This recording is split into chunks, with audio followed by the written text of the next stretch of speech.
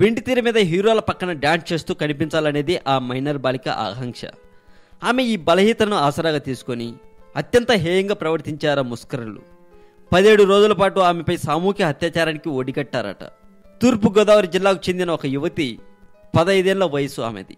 10వ తరగతి చదివింది. చిన్నప్పటి నుంచి సినిమాలో నటించాలనేది ఆమె కోరిక. ఇందుకోసం నృత్యం కూడా నేర్చుకుంది. ఎలాగైనా పెద్ద నటుల పక్కన డ్యాన్స్ చేయాలని భావించి నగరంలో ఉంటున్న మేనమామ వద్దకు 4 నెలల క్రితం వచ్చింది. వేషాల కోసం ప్రయత్నాలు ముమ్మరం చేసింది. ఇందిరానగర్కు చెందిన సినీ అసిస్టెంట్ డైరెక్టర్లు తమకు సినీ వర్గాల్లో మంచి పేరుందని, అవకాశాలు కల్పిస్తామని నమ్మబలికారు. ఇక అంతే, పోయిన నెల 3వ తేదీన రంగారెడ్డి జిల్లా నందిగామకు తీసుకెళ్లారు ఆ యువతిని. అక్కడ వీళ్ళంతా ఒక స్నేహితుడితో కలిసి అందరూ కలిసి ఆమెపై లైంగిక దాడికి ఒడికట్టారట. 5గురు కలిసి చింతల్, జీడిమెట్ల, నందిగామ, ఇందిరానగర్ ప్రాంతాలకు బాలికను తీసుకెళ్లి 17 రోజుల పాటు లైంగిక దాడులకు పాల్పడ్డారట.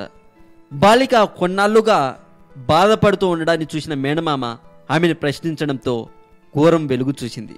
ఈ మేరకు ఆయన బాధితురాలతో కలిసి బంజారాహిల్స్ పోలీస్ స్టేషన్లో ఫిర్యాదు చేశాడట. ఆమె చెప్పిన ఫోన్ నంబర్ల ఆధారంగా నిందితులను అరెస్ట్ చేశారు అని సమాచారం.